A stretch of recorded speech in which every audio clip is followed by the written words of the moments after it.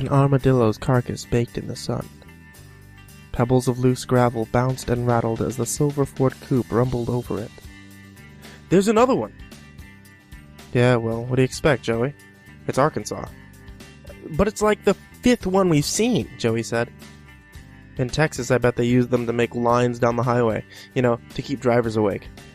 "Well, I know I couldn't doze off thinking about those dead, beady eyes staring at me the whole time," Joey said. Roger laughed and the Ford swerved. Joey started to say something, but the car realigned to the center of the road. Roger had been driving like that since they'd begun up the mountain. In some cultures, the armadillo's a bad omen." "What do you mean?" Roger asked. "They say if you see a dead armadillo on a journey, you'll never come back." They looked at each other. Roger turned back to the road every 5 seconds. "Oh, you're just screwing with me." "No, I'm serious. Armadillos were warnings of a horrible death."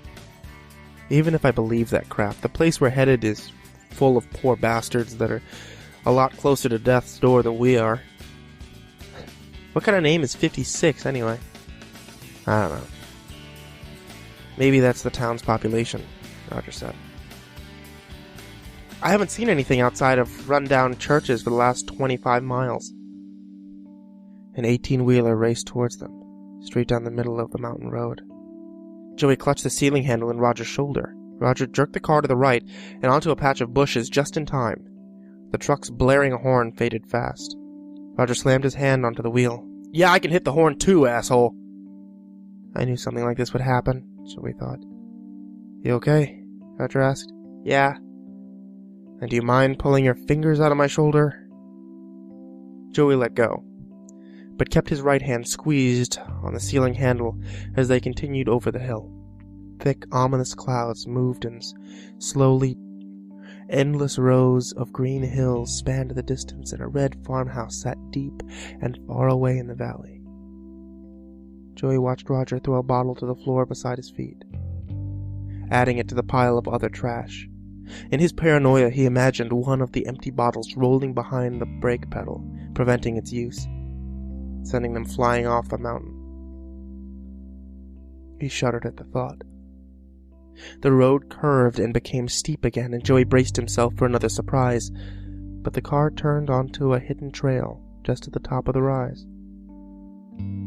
They moved up a gravel drive with patches of greenery sprouting all over.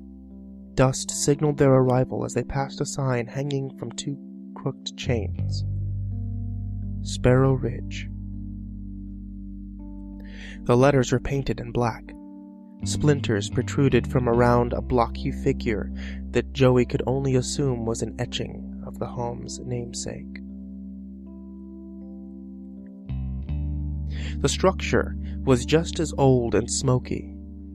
The windows glowed a dark orange in the dwindling afternoon light. As they pulled up to the old house, Joey noticed a moldy substance coating various parts of the loose paneling. He could even smell the age and decay from the car's open window. After the dust settled, a short, husky woman stepped out onto the porch. Her hair was curled and messy. She gave a single swiping wave and dropped her arm back to her side before descending the porch steps. She walked towards the 2 men climbing out of the car. "You boys are almost late," she said. "Charlene Elkins." Roger Grubbs," he said, shaking her outstretched hand. "Joey Murch." "Well, get your things and come on in." She turned to the house, shuffled back onto the porch, and through the screen door. Joey and Roger walked around to the trunk. "This broad's crazy. Almost late?" Joey said, removing a suitcase. "Isn't that the same thing as being on time?" Roger laughed, and they stepped onto the porch. Joey noticed an old gas can to the left, sitting in the space where he suspected a swing would have been. He looked at the ceilings and saw 2 rusty hooks, but nothing more. Inside the house smelled like dead flowers. The lighting was hazy, and the combination of pastel coral-colored walls made Joey feel lightheaded. Miss Elkins waited at the bottom of a staircase. Your rooms are upstairs and down the hall, the last two on the right. Once you get settled, come back down and I'll introduce you to everybody." Roger led the way and stopped at the second to the last door. "I guess this is mine," he said. Small slips the size of fortune cookie paper were stuck to each door with the men's respective names typed in a swirly black font. Joey's door opened with a creak. A tall bed covered in quilts rested against the far left wall. No windows. He placed his suitcase on a steamer trunk at the foot of the bed and met Roger in the hall. "This place looks like Norman Bates is going to pop out of a closet," Joey said. "No, come on. It's just old and country. You'll have 2 weeks to get used to it. Besides, we took my car, and you can't leave without me. A decision that's revealing itself more unwise by the minute." "Smartass," Roger said, stomping back down the stairs. They met Miss Elkins in front of 2 wooden sliding doors. "Before we go into the living room, I want to brief you on a few things." They nodded. "I only hire the best CNAs, and both of you come highly recommended." However," she said, "I have higher standards than anywhere that you have or will work." Joey tried to hold back a swallow, but couldn't stop. Miss Elkins continued. "That's why I require 2 weeks on and 2 weeks off, but it's always why I pay more." She folded her chubby arms against her chest. "We're like a family, so while you're staying here, I expect you to keep your rooms clean, help with the dishes after every meal, and be the first to come to the aid of any one of our residents at any time of the day or night. Is that clear?" "Yes, ma'am," Roger said. And Joey nodded. "All right, then." She turned and parted the sliding doors as if it were a carnival attraction. Several elderly were spread throughout the room, in wheelchairs, sharing small love seats, benches, and stools, and some sat watching Wheel of Fortune. A thin, middle-aged woman in scrubs stood against the wall to the right of the television. Miss Elkins pointed to her. "Nurse Hale, could you turn it off for a minute?" The woman did, rousing agitated groans from the spectators. "Now don't get huffy. We'll turn it back on in a second," Miss Elkins said.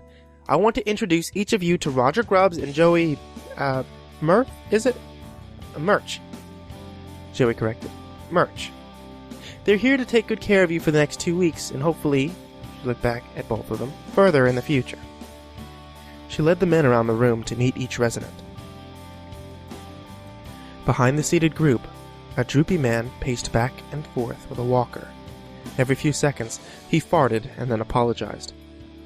His name was Landon Ellery, and he kept the same routine from morning until night, pacing, farting, and apologizing. Daniel Ron, dressed in a fine pressed suit and shiny wingtips, eyed the new help from his wheelchair. An expression of disdain held on his face.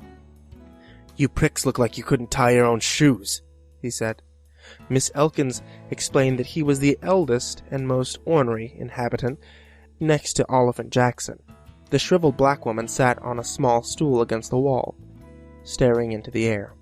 Her eyes were a pale blue, and her brow was scrunched up as if lost in thought.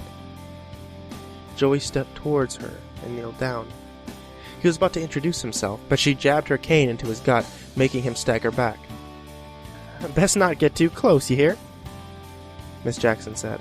Roger lost his ability to contain his amusement. Miss Elkins shook her head. "I'm sorry, I should have warned you. Miss Jackson likes to poke," Miss Elkins said, and lowered her voice to whisper. "She's also blind." "It's okay," Joey said, holding his stomach. Solomon Douglas sat against a floral-patterned love seat. He wheezed with folded arms, sitting in a stiff position. He sat next to a man and woman holding hands. The twins, Arthur and Eunice Griffin. Arthur wore black horn-rimmed glasses and a bow tie. Eunice kept her hair in a bun and wore pearls around her neck. A soft yelp came from the other side of the room. "Mr. Cox!" Miss Wilkins called out. Stood embarrassed next to a wrinkled man sitting in a rocking chair, clutching his right hand. "This is Felcher Cox," Miss Elkins said with a stiff hand pointed in his direction. Be sure to watch him when Nurse Hale is around. He can't control himself, and don't be afraid to secure him in his room. His children have already signed off on that." "Stuck-up cow," he said as she passed. She popped a glare at him, and he jerked back into the rocker, sliding his hand around the straps of his overalls. Basil Billings laughed and slapped his knees. He had long white hair down to his shoulders, and a trimmed goatee. "Basil likes to help his fellow guests by ingesting their medicine, don't you, Basil?" He laughed and held his arms up as if he were being mugged. "What are you laughing at, Mrs. Billings?" Daniel Ron asked. The others joined in chanting, "Mrs. Billings, Mrs. Billings." Basil plunked his head down and brought clasped hands over his face. "Now stop it, everyone!" Miss Elkins yelled before turning back to Joey and Roger. They all call him that because of his long hair. She patted Basil's shoulder and continued on. Sergeant Carson sat in a recliner with medals pinned to the pockets of his flannel shirt. He had fought in both the Korean and Second World War. "Don't make any sudden popping noises around him. He'll fling himself to the ground and cuss and shout. And the last incident took us over an hour to put him back in his chair." Greta Bayless's granddaughter had come flaunting a helium balloon that she'd received at a restaurant in Mountain View. When it burst, the noises of a screaming girl and a vulgar veteran yelling flooded the house. Greta Bayless smiled as far as her dimples would allow. She sat in her wheelchair and clapped her hands together when the men approached. As Miss Elkins introduced them, Greta opened her mouth to speak, but her dentures plopped onto her lap. Greta looked down at her false teeth and then back up at the boys, grinning. Miss Elkins helped her put them back in. "They're gonna put a hole in my head," Greta said. "Oh," said Joey. "That's nice." He looked back at Roger. "Now don't go telling stories, Mrs. Bayless," Miss Elkins said. "I guess we better get dinner over with. Nurse Hale, boys, can you help everybody into the dining room?" She wheeled Greta Bayless into the next room, and the others followed. The table wobbled under the weight of ham, sweet potatoes, greens, and a steaming dish of cherry cobbler. Joey tried not to pay attention to the disgusting way some of the residents ate, or how Mrs. Jackson seemed to stare at him with her sky-blue eyes. He could have waved his hands in front of her face, but didn't want to chance another poke in the stomach. After he and Roger finished up the dishes and helped everyone to their rooms, they went their separate ways and called it a night. The first thing Joey noticed when he closed his door was the lack of a lock. He thought it was one of those cheap push-and-turn knobs. No such luck. He looked for something to prop against the door, something at least to slow down a wandering geriatric who might catch him undressing. Deciding that he was being irrational, and that the trunk would make too much noise, he gave a sigh and stripped down to his boxer briefs. Taking off his digital watch, he set an alarm for the morning and placed it on a post at the foot of the bed. Joey walked over and flicked the light off. The room was so dark he couldn't even see the images in his head. He moved forward with caution, but bumped his shin against the wooden chest and swore under his breath. Everything sounds louder in the dark. He listened for a moment, but only heard the distant wheezing of Solomon Douglas across from Roger's room. He slipped into bed. The sheets were cool against his bare skin, and the feeling was enjoyable. Even though he was comfortable, he was also frightened. As a kid, he had imagined horrible things living in the shadows. Even as an adult, he was unable to suppress the thoughts. Joey stared between the door and the ceiling, or at least where he thought they were, before the world went black. A quick, sharp creak jolted Joey awake. The door. But when he looked up, no light peeked in from the hall. The door was still closed. His first instinct was to go back to sleep, but his mind wouldn't let him. He laid there, letting the silence of the strange place wash over him.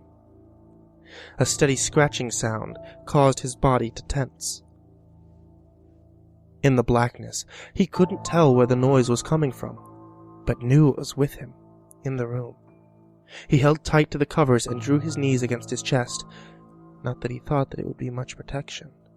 But it was all he could do aside from risking the trek to the light switch.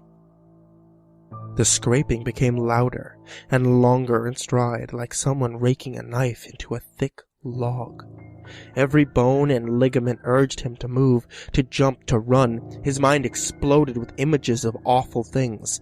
He tried to fight the thoughts, but that just made them more vivid. The sawing sound stopped. Joey moved his head around, listening carefully. But nothing happened. His body relaxed. A dull pain ached in his legs from the cramped position. Maybe it was just in my head, he thought. The dark always plays tricks on me. It was a strange place, and his subconscious was just expressing its discomfort. Nothing more. The thought calmed him, until he fell back to sleep. The next morning, the door flew open while he was dressing in his scrubs. Joey spun around with his arms up, posed to attack. "Don't shoot!" Roger chuckled. "You scared the crap out of me!" "My bad." "Did you hear any weird scratching noises last night?" Joey asked. "Nah, slept like a rock," Roger replied. "You'd better hurry up. Miss Elkin wants us downstairs in 5 minutes. "Fine. I just need to find my shoes and I'll be right behind you." Joey checked behind the wooden chest, even inside, but found nothing but cobwebs and a hot, sour stench. He closed the drawers and got on his knees to inspect under the bed. His heart raced as he looked at the shoes sitting neatly together against the far wall. He was sure he hadn't put them in such an inconvenient place. As he reached for them, his mind fell back to the sounds from the previous night. Someone had to have been in there and moved his shoes as a joke. He lowered himself closer to the ground and pushed farther under the bed. His head knocked against a wooden support board. Closing his eyes, he waited for the pain to recede. He rolled onto his back to see what had gotten him, and something etched in the wood caught his attention. The cuts were too strategic to be random. It looked like a message, but if it said anything, he couldn't make it out. There was an L, maybe a T. He brushed away the particles of scratched wood and blinked as the shavings fell into his eyes. "I'll eat your heart." Once the words registered, he scrambled from under the bed into the hall and flew down the stairs, swinging around the corner. He bumped into Mrs. Elkins. "What the hell is wrong with you?" There. And where on earth are your shoes?" Joey looked down at his white socks. "This house is old," she said. "Plenty of nails and splinters to stick you." She looked at him with a confused look. "What's the matter?" He could see on Miss Elkin's face that she wouldn't believe him. Or more likely, wouldn't care. "I'm fine. Just excited to start." "Well, go get your shoes and march back down here." She turned around and walked through a swinging door leading to the kitchen. Joey placed his hand on the banister, looked up the dark row of stairs, and sighed. Roger and Joey had years of experience working in nursing homes. And although Sparrow Ridge was secluded and had many strange characteristics in residents, the job was about the same. Miss Elkin's standards were easy enough to make habit. All you had to do was shut up, keep your head down, and do what was asked. Joey wondered when the hard stuff would start. An hour before lunch, Nurse Hale handed him a key and a chart, instructing him to retrieve everyone's medication from the locked cabinet in the kitchen. Entering in through the swinging doors, he saw the cabinet stretched open, and Basil Billings struggling with a bottle of red pills. When the old man saw Joey rushing towards him, he ripped the top off and tried swallowing the evidence. Joey grabbed his arm with one hand and attempted to contain the pills with the other. Basil shook his fists like a baby fighting for a pacifier, and Joey gave a hard pull in the opposite direction. The pills cascaded into the sink, the last one swirling around the hole before dropping in with the rest. Oh, what the hell, Basil? Basil dropped to the ground with his hands over his head, rocking back and forth. All right, look, both of us are going to get in trouble if anyone finds out about this. This is going to be our secret, okay? Basil nodded. After returning him to the living room, Joey set out a tray and dispensed what remained of the residents' medication. The chart showed every resident having prescribed cocktails as different as their personalities. But they all required the red pill. Shit. Luckily, no one seemed to notice that they were missing. In between attaching IVs and wiping backsides, Joey's mind returned to the etching in the wood as he studied each resident. It had to be one of them. Miss Elkins was too large to be that stealthy and too professional to pull a prank like that. He also knew Roger would have been overflowing with comical guilt. And since he wasn't acting funny, Joey decided to tell him. He waited until Roger left the main room, then followed him down the hallway and into the bathroom. Did you come in to give me a hand? I've got to tell you something. Mr. Cox must have grabbed her ass. No, listen. That scratching sound I asked you about? I found out what it was. Yeah? Roger reached for a roll of brown paper towels. Someone etched a message in a board under my bed. I'll eat your heart. Roger looked at him, crunching a paper towel between his fists. Really? Really, Joey? You have to get back to work, he said, shouldering past Joey. I'm serious, Joey said. But the door had already swung closed. He sighed. Not only did he have the rest of the workday ahead of him, but was certain he was in for an even longer night.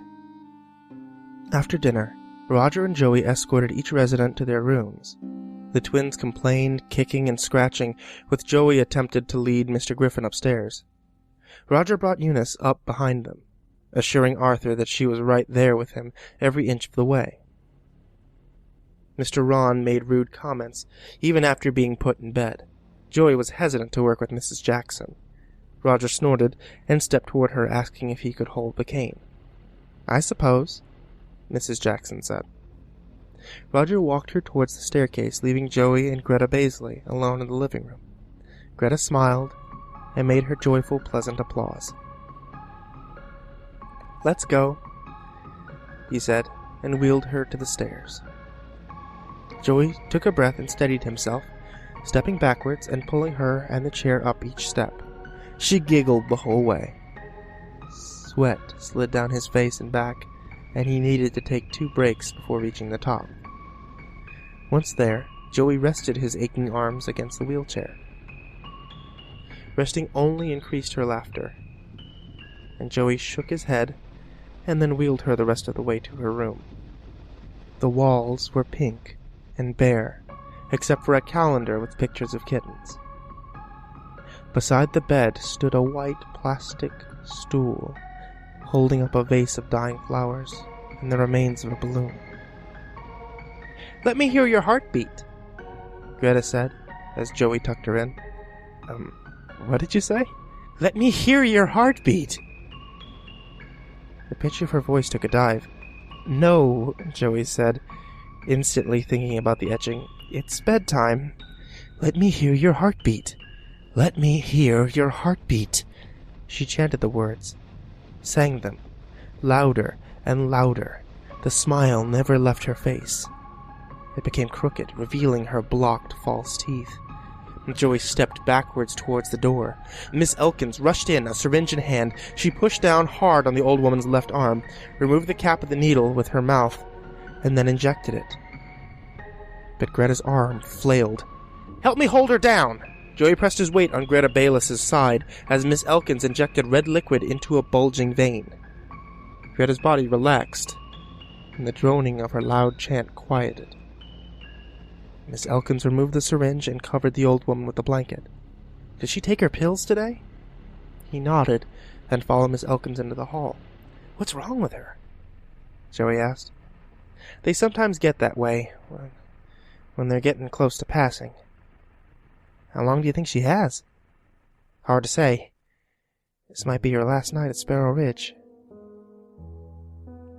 she said matter-of-factly. Miss Elkins walked towards the staircase and lifted a hand in good night. Joey returned the wave, even though he knew that she couldn't see it, and entered his bedroom. He shut the door behind him, moving the chest against the door, and then went to the far wall. The bed was heavy, but he managed to scoot it away from the corner. He got behind the bedpost and shoved it against the door. Joey left the light on. He also kept his clothes on, and placed his shoes on top of the nightstand, before slipping under the sheets. He was more comfortable in the light. Just have to get through a few days, Joey thought, before he drifted off to sleep. The door rumbled against the foot of the bed. The room was dark somehow. Joey jumped up and crept towards the light switch. Again the door shook. Someone was trying to get in, someone stronger than Greta Bayless, or anyone else in the house. Stretching his arm, he flicked the switch. Nothing happened. His heart sped up as his mind raced with outlandish possibilities. Joey searched for the nightstand and clumsily slipped his shoes on, lifting his head every few seconds, looking at the door, wondering why no one else seemed to hear it, and if they did, where were they? He moved behind the bed and placed both hands on top of the headboard, ready to push to keep the door shut. Everything went quiet. Outside, Joey heard slow, measured steps. In between each creak of the wood, the thing on the other side hissed. He heard the person move away from his door and across the hall. At first, he was relieved that it went away, until he realized they might be heading for Roger's room. "Oh shit!" Joey muffled behind his palms. Joey heard Roger's door creaking open. He wanted to move to help his friend, but he was in shock. The amount of fear persuading his body outweighed his conscience. He froze. Low vibrations bounced against the wall in tune of Roger's voice. Furniture shuffled, something shattered, and then Roger screamed. Joey scrambled for his suitcase in the dark and began searching for the flashlight that he had packed. After retrieving it, he pulled the bed clear of the door, and once in the hallway, Joey took a breath and tried to listen for any movement, holding the flashlight in his hands like a weapon. Everything was silence once more. He stepped towards Roger's room slowly. The door stood wide open, and after a silent prayer, Joey clicked on the flashlight and took a step into the room, convinced that his mind was playing tricks on him, that it was all a dream. Something was under the sheet, on top of Roger's bed. It didn't move. Sensing someone behind him, Joey spun around, quickly shining the light onto every corner and shadow. No one there. He squatted to the floor and peered under the bed. Empty. There was still the sheet to check. The form was indistinct. He stretched his thumb and index finger to a corner of the fabric and pulled hard and fast. Roger's throat lay ripped open, the wound mashed and drying. His body looked starved, and his dead eyes held an expression of terror. Joey choked on vomit and tried to yell. At the same time, he fell, shaking. The light pierced upward against the ceiling, illuminating the impossible. Greta Bayless hung from it by her hands and feet. Joey screamed. The old woman's eyes were crazed and deep, and her skin was dark gray. She heaved in a strange rhythm, with gobs of blood oozed from her gaping maw. Joey backed away on his hands, kicking at the ground with her purchase. She hissed. Her slimy dentures fell out of her mouth. Left in their place were jagged rows of sharp, bloodied fangs. Joey screamed again, this time finding his feet. He rushed for the hallway. The creature dropped down and slashed his back with what felt like a handful of railroad spikes. Reeling in pain, he swung around and bashed the flashlight against her temple. She crumpled to the ground. The flashlight spun and wobbled on the hardwood floor, revealing only quick flashes of what lay in front of him. Long, sharp claws protruded from her fingers, covered in crimson gore. He realized it was his blood trickling along their lengths. Making sure she stayed down, he gave a quick kick to her gut, turned, and lurched for the doorway. He had to find Miss Elkins. A hand gripped around his ankle, and he shrieked. He turned to see Greta Bayless, baring her teeth in demonic laughter. He went to kick her in the face, but pulled his leg back when her mouth widened to the size of a bowling ball. Joey shook free of her grip, and Greta jumped to her feet. Joey ran from the room, slamming the door just before she crashed into it, shaking the frame. Claws scraped at the wood. It wouldn't be long before she burst through. He kept a firm grip on the trembling doorknob and leaned forward, searching for an escape. His eyes adjusted to the dark enough to see Solomon Douglas's room. In one fluid action, Joey got off the knob and advanced into the next room, closing the door behind him. Joey heard Greta burst into the hallway. He pressed himself against the cold wood, gritting his teeth and trying to hold his breath. Her raging screams dimmed into a ravenous hiss as her steps inched toward Solomon's door. Joey braced his entire body, but relaxed when he heard Greta pass by and run down the stairs. His relieved breath woke Solomon Douglas. Who's there?" he wheezed. "You shouldn't be in here." Joey ignored him. "Get out!" Mr. Douglas made a horrible wet noise like he was coughing up a lung. "Shut up!" Mr. Douglas began chanting and mumbling. The outline of the man shifted. The gasping noises slowed. For a brief moment, Joey calmed down, and he felt a pang of guilt for yelling at the old man. "Just stay calm, Mr. Douglas." Mr. Douglas began to writhe under the blanket, his back bending and his chest heaving. "Please keep quiet, okay?" Joey asked, trying to decide if he should go to his aid and risk leaving the door unguarded. After a few minutes of Mr. Douglas's body jerking up and down like he was in the throes of a seizure, his body went stiff. Joey relaxed from the door, but kept his foot wedged at the bottom. His eyes stung as his mind fought to make sense of the past few minutes. Images of Roger's corpse. The words under the bed. The beast that was Greta flashed through his mind. The moment of reflection broke with Solomon's body jerked. The body jerked again, faster, and suddenly Mr. Solomon flew from his bed, screaming like a banshee. Joey abandoned the door and tried to subdue Solomon. He pushed him back and grabbed the blanket from the bed. He attempted to wrap it around the man's head, but in vain. Joey's strength was easily overthrown. The creature tossed Joey forward and broke off a piece of wood from the bed frame. Mr. Douglas jumped towards him, but Joey skirted and ran for the door. Before he reached the knob, he yelped as the wood hit him bluntly in the back. He stumbled into the hallway, slamming the door behind him. Aching cries and hisses echoed from every room as he made his way through the house. He carefully moved towards the stairs. Greta was nowhere to be seen. Joey tried to keep quiet, but his shoes squeaked with each step from the blood thick on the hallway floor. Midway down the stairs, Joey turned back to see Mr. Douglas clawing along the side of the wall. Other deranged residents spilled from their rooms, and Joey jumped the remaining stairs and landed hard against the floor. Ignoring the pain, he hurried towards the front door. Something grabbed his scrubs and yanked him to the side. Joey's screams were muffled against a hand cupped over his lips. "Shh!" Nurse Hale loosened her grip. She kept her gaze through the small slits in the door blinds as she whispered, "Thank goodness you're all right. Where's Roger?" Joey shook his head. "Oh, what a mess. What a mess we're in," she said. "The patients aren't normal. And when they're close to dying, the thirst takes over." "What the hell are you talking about?" "You've seen it yourself. They need blood to keep going, and the darkness inside of them helps them get in. These things, they crawl on the walls and the ceilings. They have claws and teeth the size of ice picks.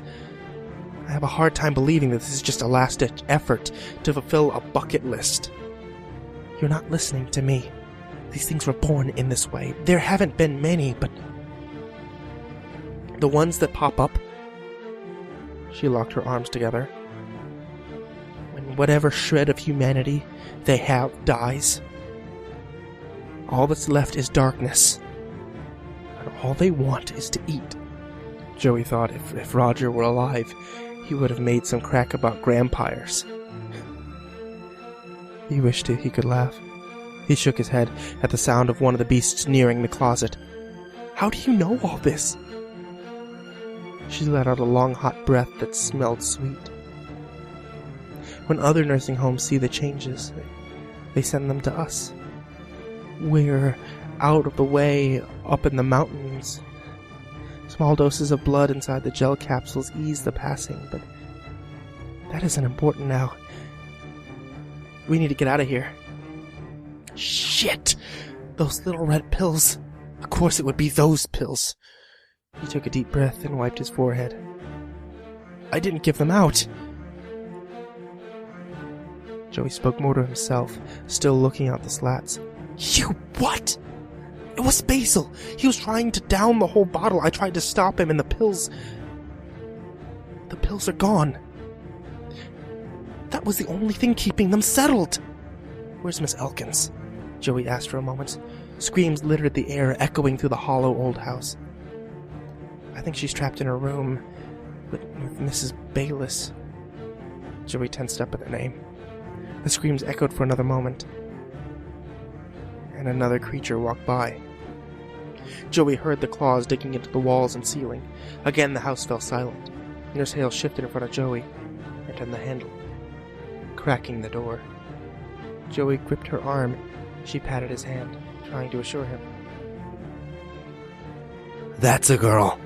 The voice wasn't human. Nurse Hale was jerked through the door and into the embrace of Fletcher Cox. Say, boy, ain't she a peach? Fletcher said, smacking Nurse Hale's backside with his fingers, digging into the meat.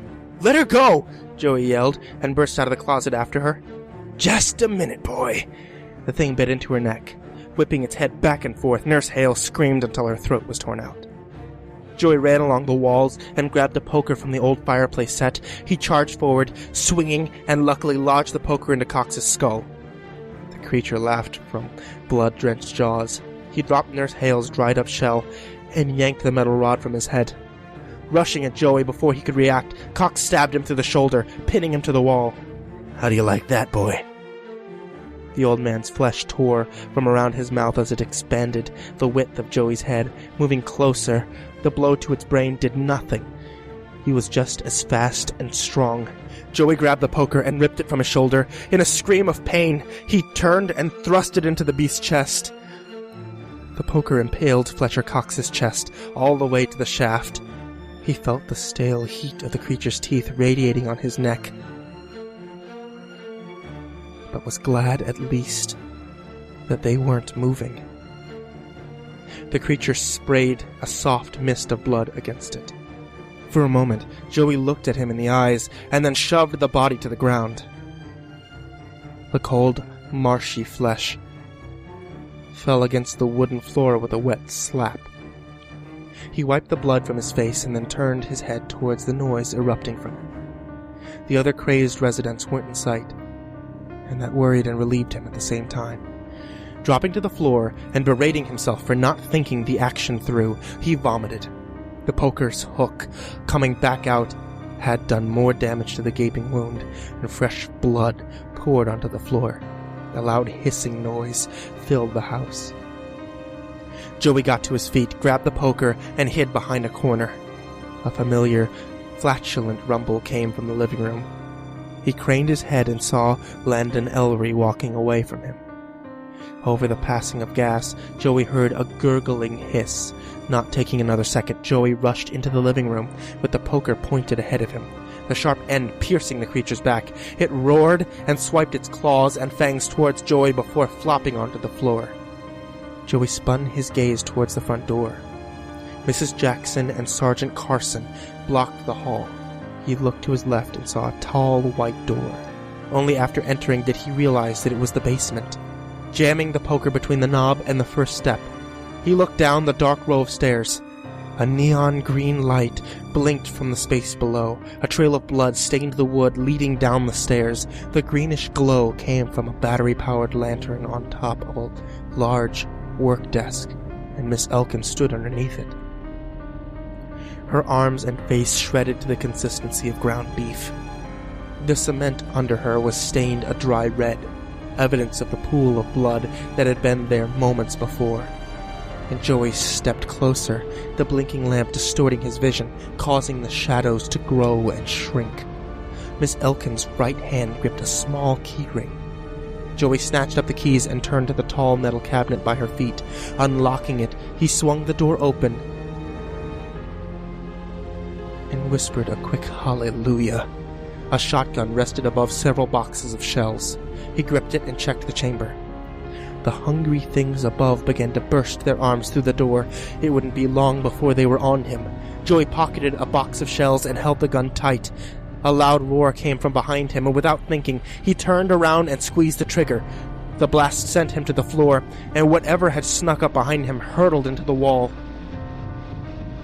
He shuffled himself back and rolled the lantern towards the sound of impact. The green light illuminated a shape in the form of Greta Bayliss. The top half of her head was gone, leaving a sharp-toothed mouth. The beast staggered, then soared through the air towards him.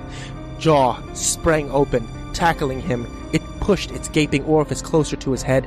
Pieces of skull and brain tissue fell against his eyes and mouth. He strained to fend her. The shotgun lay between their bodies. Joey gripped the gun and forced the barrel against her ribcage. The shot showered gooey debris into the air, and the creature's body went limp. Joey shoved her off of him, and the monster above broke through the door. They fought and writhed over each other like ravenous snakes as they came down the stairs. They attacked Miss Elkins' body first, but realized it had already been drained. They rushed to the mangled corpse of Greta Bayliss. Joey, hiding behind the cabinet, saw his opportunity.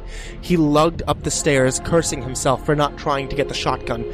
Back in the living room, he looked for anything that he could use to block the door. He heaved aside a large table up against the door and a love seat behind the table. The geriatric demons hissed and screamed at him. "Get through that!" A peeling brown arm broke through a gap in the clutter. Joey realized the barricade wouldn't hold them for long. Even if he made a run for it, they would catch him. Suddenly he remembered the can of gas that he had seen on the porch when Roger and him first arrived. He ran out the front door, hoping it wouldn't be empty, and to his relief it was half full. He ran back into the house, gas can in hand. Pieces of broken wood and glass fell along the love seat onto the floor. More hands and arms appeared. Their wailing grew louder. Laughing maniacally, Joey splashed gas over the barricade and reached into his pocket for a lighter. Shit! He ran into the kitchen, the dim moonlight his only guide, and shuffled through each drawer and cabinet. His shoulder throbbing with agony. Rummaging through a pile of wrenches and tape spools, his eyes fell onto a body in the next room. A pack of cigarettes bulged in Nurse Hale's pocket. Screams rang from behind the makeshift barrier. Joey looked up and saw it breaking apart. He snatched the lighter and hurried to the basement entrance. Eunice Griffin climbed over the tilted love seat. Joey lifted the television and bolted towards her, smashing the monitor over her head. She shoved the creature back through the opening, toppling over the others and knocking them backwards.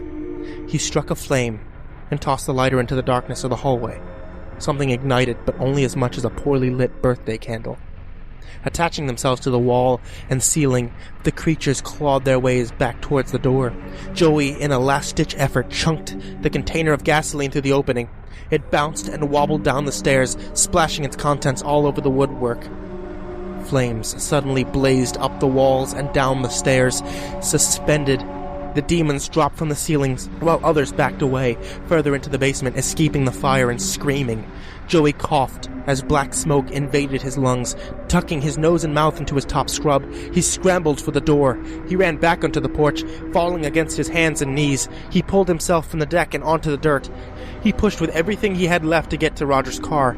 He yelled out into the warm night air, tears streaming down his cheeks. Joey climbed into the driver's seat. He looked down at the ignition and laughed. The keys were inside, melting with Roger's shriveled corpse. He wiped his eyes and stared at the burning house. He thought he saw movement along one of the windows along the second story. He opened the door and ran down the drive, fighting against the pain and blood loss. He stumbled over the tire ruts in the dirt. The house at his back, shining, bright orange, radiant warmth. Joey fell. He tried to get back up, but he was too weak. His mind drifted to happier thoughts. A moment later, his face crashed into the gravel. Flashing lights attacking an overcast sky. 2 paramedics lifted him into the ambulance, nodding to one another. "Don't haul him in until I get a word," a brown uniformed man called to them, leaning against a squad car. The paramedics nodded, leaving the doors open. Joey saw sheriff's department vehicles, a small fire truck, and people rummaging through the charred remains of Sparrow Ridge. The officer walked towards the ambulance, stepped inside, and took a seat next to Joey. "You're in bad shape, son, but we'll have plenty of time to sort this out later. Right now, I just have one question. I know you and your friend were working here with Charlene Elkins. We've identified her body. There's Hale's body. And then 10 old folks staying here. The only thing I want to know from you, where the hell is Roger Grubbs?"